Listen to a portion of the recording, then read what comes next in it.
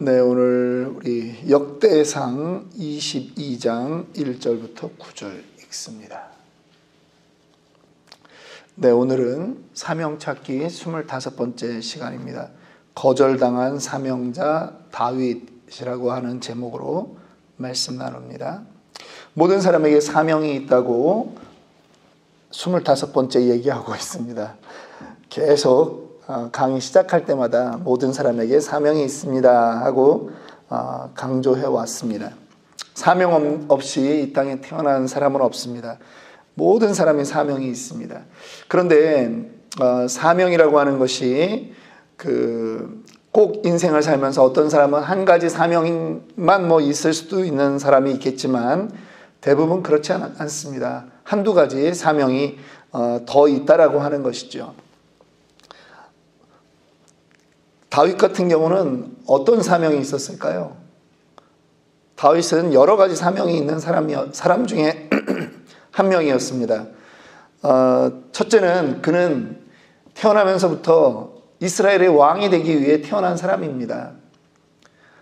그가 너무 어렸기 때문에, 아니면 아직 태어나기 바로 전이라서 이 이스라엘 백성들은 우리에게 왕을 주소서 이렇게 얘기하는데, 하나님이 차마 그거를 거절하지 못하고 누구를 세우십니까? 사울을 세우는 것입니다.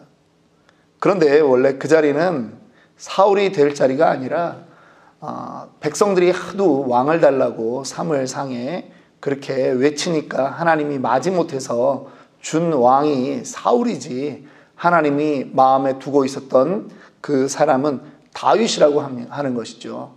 그러니까 다윗을 세우기 위해서는 또다시 하나님의 그 절묘한 타이밍이 필요했는데, 그게 바로 골리앗과의 전쟁을 통해서 다윗을 세우게 되는 것입니다.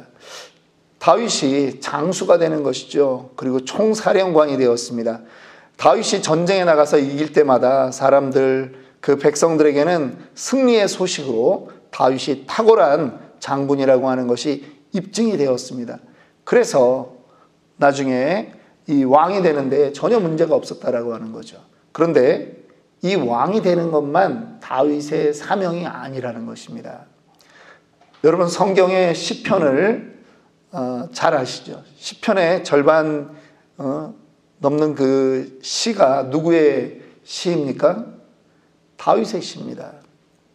다윗은요, 또 다른 사명이 있었는데, 다윗의 사명은 무엇이냐? 예배자인 것입니다.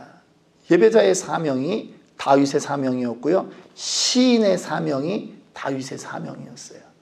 그러니까 다윗은 그 들판에서 양을 치면서 계속 물맷돌만 던지고 논 게 아니라 시를 쓰는 것이죠. 근데 그 시가 전부 하나님을 찬양하는 시라고 하는 것입니다. 이 머리도 보통 좋은 사람이 아닙니다. 우리도 운전하다가 시를 쓸 때가 있습니다. 차가 밀리면 이 대열은 언제 다 열려가나 막 이러면서 언제 시를 쓰죠, 머리로. 근데 차에서 내린 다음에 우리는 시의 내용을 다 잊어버립니다.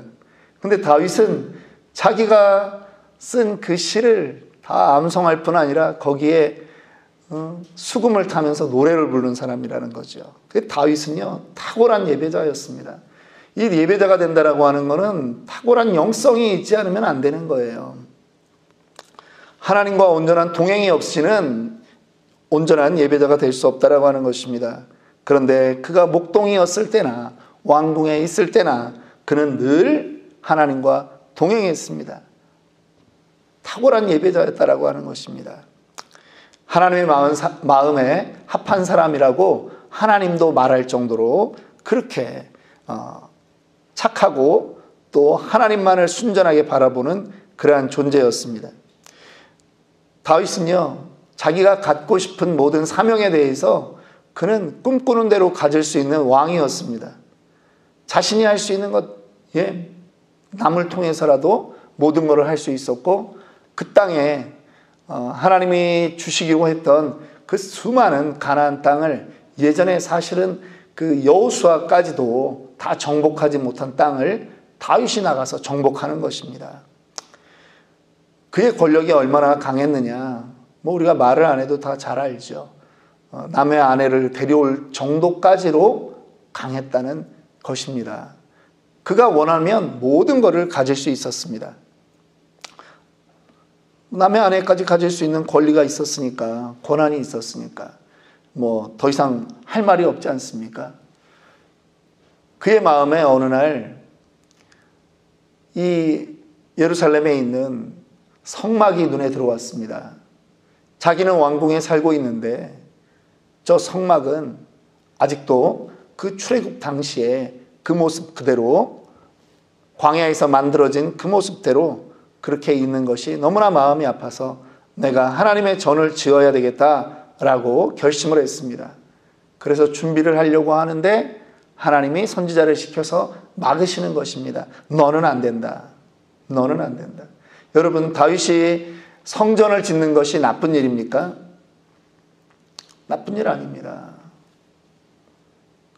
또 어떤 의미에서 보면 그 당시에 이스라엘에 성전이 세워져야 되는 것은 필요한 일이었습니다.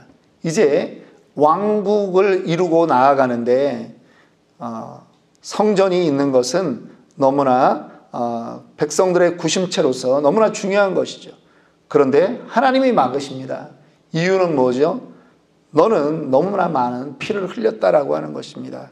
오늘 우리가 읽었던 3절 말씀입니다. 하나님이 내게 역대상 28장 3절에 하나님이 내게 이르시되 너는 전쟁을 많이 한 사람이라 피를 많이 흘렸으니 내 이름을 위하여 성전을 건축하지 못하리라 하나님이 말씀하셨습니다. 자기는 백향목 궁에 거하고 있는데 하나님의 그 법궤가 성막에 있는 게 너무 안타까워서 했던 그 순수한 마음이었는데 하나님이 듣지 않으시는 것입니다. 여러분, 다윗의 기도와 다윗의 간구가 거절당하는 것입니다. 여러분들은 기도하면 기도의 응답이 어떻다라고 생각하십니까? 기도의 응답은요, 세 가지로 나타납니다. 기도의 응답은 세 가지로 나타납니다. 늘 말씀드립니다. Yes, No, Wait. 예, 기다려라.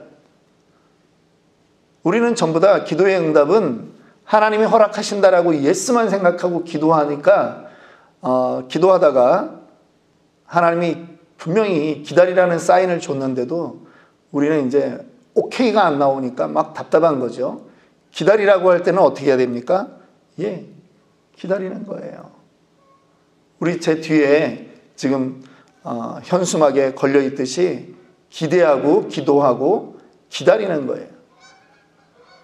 기다릴 때도 우리가 놓치면 안 되는 게 있습니다. 기도의 끈은 놓치는 게 아니에요. 계속 기도합니다. 때로는 그것이 1년이 될 수 있고 10년이 될 수 있습니다. 근데 계속 기도하면서 그렇게 기다리는 거죠. 근데 우리는 대부분 우리가 생각하는 기도의 응답은 오케이 사인만을 기다리기 때문에 우리가 그렇게 오래 기도를 못하는 것입니다. 반대로 우리에게 하나님이 어떤 사인도 주시냐 하면 노라고 하는 사인도 주십니다. 이 오늘 첫 번째 이 다윗의 거절된 사명자 다윗이라고 하는 부분에 있어서 우리는 다윗이 이 거절에 대해서도 반응했다라고 하는 것입니다. 거절도 응답이구나 하는 정확한 개념을 가지고 있었습니다. 사람의 인격은 언제 나타나는 줄 아십니까? 이 대화하다가 거절당할 때 사람의 인격이 나타납니다. 막 얼굴이 막 불그락 푸르락 되면 네, 거기까지입니다. 자기 뜻대로 모든 것이 되어야지 좋다. 남들이 다 자기 칭찬해야 좋다. 아유, 그런 세상이 어디 있어요. 나라 임금도 없는 데서는 욕하는 게 세상인데 그 앞에서만 안 할 뿐이지. 요즘은 막 뭐 주택 앞에 가서도 시위한다잖아요. 여러분, 하나님이 주셔서 이루어지는 우리의 기도 제목이 있지만 하나님이 받아줄 수 없는 그러한 기도 제목도 있는 것입니다. 하나님이 다윗에게는 성전 건축을 허락할 수 없었습니다. 그런데 다윗이 그 상황에서도 평강을 잃지 않았습니다.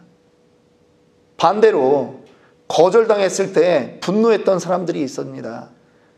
우리가 두 번째로 살펴보았던 가인이 그랬습니다. 가인은 하나님께 제사 지냈습니다. 그런데 그 제사가 하나님이 받아주시지 않았습니다. 그랬더니 성경에도 정확히 나와 있지 않습니까? 내 안색이 변함이 어찌미냐라고 하나님이 물으십니다. 기분 나쁘다라는 거죠. 내가 제사했으면 하나님은 받으셔야지. 이게 가인의 마음이고 우리들의 마음일 수 있습니다. 그런데 다윗은 성숙한 그러한 신앙인이었습니다. 하나님의 거절에 다윗은 순종했다라고 하는 것입니다. 절대로 하나님에게 왜 안 됩니까? 두 번, 세 번 묻지 않았다라고 하는 것입니다. 그리고 나서 두 번째, 거절당한 다윗이 했던 일이 있습니다. 그는 여전히 성전 건축을 준비했다라고 하는 것입니다. 자기는 압니다. 하나님이 나로 인하여서 성전이 세워지는 것은 원치 않으시는구나. 잘 알았습니다. 그런데 그가 그 일을 버려두지 않는 것입니다. 자기가 성전 건축은 못하지만 이 성전 건축의 2인자가 되고 싶은 것입니다. 제가 잘 아는 목사님이 한 분 계십니다. 여기 미국에서 같이 공부했고 한국에 돌아가서 지금 부목사를 하고 계신데, 이 목사님의 소원이 뭐냐면 자기는 부목사로 은퇴할 수 있으면 좋겠다라고 하는 거예요. 자기는 부목사가 자기의 사명이라는 거죠. 근데 옆에 사람도 다 동의할 만합니다. 왜냐하면 그 목사님에게는 우리가 이제 인터넷 그 프로그램, 성경을 볼 때 필요한 프로그램 혹은 교회 행정에 대한 것 물어보면요, 목사님 조금만 기다리세요. 잠깐만 기다리세요. 그분은 그냥 자기 하드디스크에 다 있어요. 뭐든지. 우리 교회도 처음에 개척할 때 교회 헌법을 마련할 때 제가 한국에 그분한테 연락했습니다. 목사님, 침례교회들 헌법들 좀 몇 군데 좀 보내달라고. 그랬더니 목사님 잠깐 기다리세요. 이메일 보내드릴게요. 그분은 늘 준비되어 있어요. 자기의 사명은 2인자예요.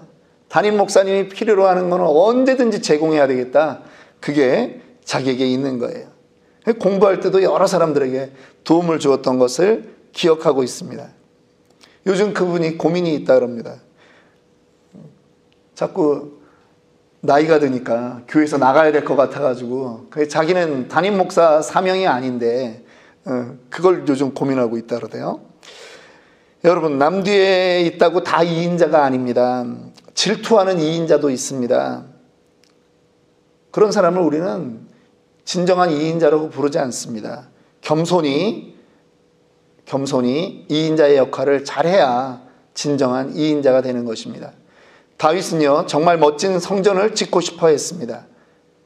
비록 아들이지만 자기가 원하는 그 사명을 아들에게 물려준다라고 하는 것은 쉽지 않았습니다. 그런데 다윗은요, 다른 거는 몰라도 내가 이 성전 짓는 일에만큼은 내가 철저한 2인자가 되어야 되겠다라고 결심했던 것입니다. 그래서 다윗이 무엇을 합니까? 이방 사람들까지 다 동원합니다. 그래서 돌을 옮기고 멀리서 그 돌을 전부 다 깎게 만드는 것입니다. 나무들을 옮겨옵니다. 심지어는요, 자신의 재산까지 더 내놓습니다. 오빌의 금 3,000달란트를 더 준비했고요. 그러자 이스라엘 지도자들이 오빌의 금 5,000달란트를 더 모아서 성전 건축 헌금을 했던 그러한 일들이 있었습니다. 저는 이 구절을 보면서 또 이런 사람이 생각났습니다. 출애굽기 36장 1절에 보면 부살렐과 오홀리압이 어떠한 사람이라고 성경은 기록하고 있냐면 마음이 지혜로운 사람이라 이렇게 말합니다. 여호와께서 지혜와 총명을 부으사 성소에 쓸 모든 일을 할 줄 알게 하심을 입은 자들이다 이렇게 말합니다. 하나님께서 성막을 출애굽한 모세를 통해서 성막을 만들라라고 명령을 하셨는데 그 일의 많은 부분을 세공을 하고 또 청색실, 자색실, 홍색실 이거를 짜서 그거를 매듭을 짓고 하는 모든 일들을 주로 누가 했느냐? 부살렐과 오홀리압이라고 하는 이 두 사람이 하는 것입니다. 대단한 장인들인 것입니다. 그런데요, 그 사람들의 신분이 높지 않았어요. 그런데 그 사람들은 그 성막이 만들어지는 것을 보면서 감사하고 기뻐하는 거죠. 자기네가 주인공이 아니에요. 그런데 주인공이 되려고 하는 것이 아니라 지금 그 한 분야에서 자기네가 충성하려고 하는 것입니다. 성경은요, 이렇게 이름이 잠깐 나오지만 영원한 이인자로 살았던 여러 사람을 기록하고 있습니다. 여호수아의 뒤에는 늘 갈렙이라고 하는 사람이 있었습니다. 정말 조용히 지냈던 사람입니다. 나이도 여호수아보다 5살이나 더 많았습니다. 신약 성경에 가면, 사도행전에 가면 바나바라고 하는 사람이 있습니다. 바울을 제자들에게 소개하고 공동체에 소개했던 그러한 아주 겸손한 사람이었습니다. 바울을 세우고 자신은 사라졌던 사람이라고 하는 것입니다.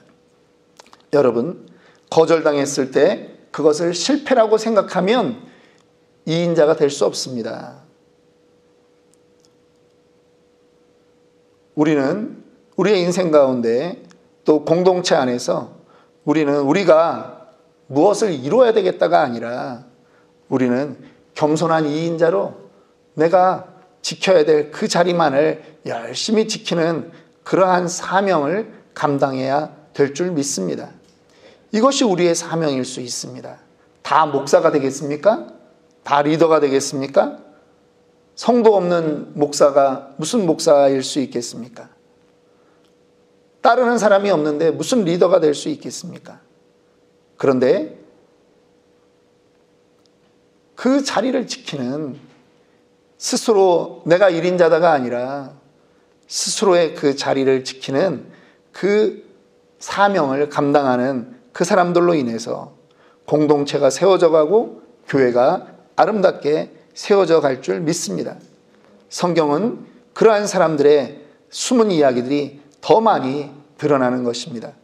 오늘 다윗은 그 인생에 많은 사명들을 다 감당했습니다.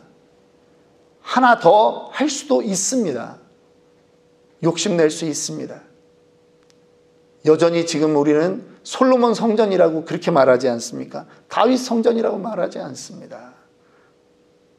그런데 다윗은 자기의 명예를 위해서 성전을 짓겠다 한 것이 아니라는 것이죠.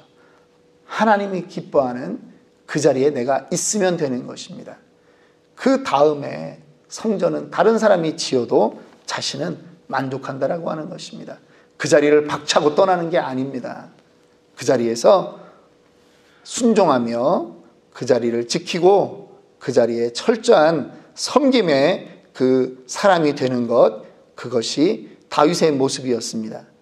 오늘 저는 우리 치노밸리 아름다운 교회 모든 성도들이 여러분들의 이 자리를 지키며 여러분들의 역할을 감당하는, 그래서 이것이 우리 교회와 여러분들 가운데 있는 하나님이 주신 사명을 잘 감당했다, 나중에 하나님께 그런 칭찬받는 그러한 모든 성도들이 되기를 주님의 이름으로 축원합니다.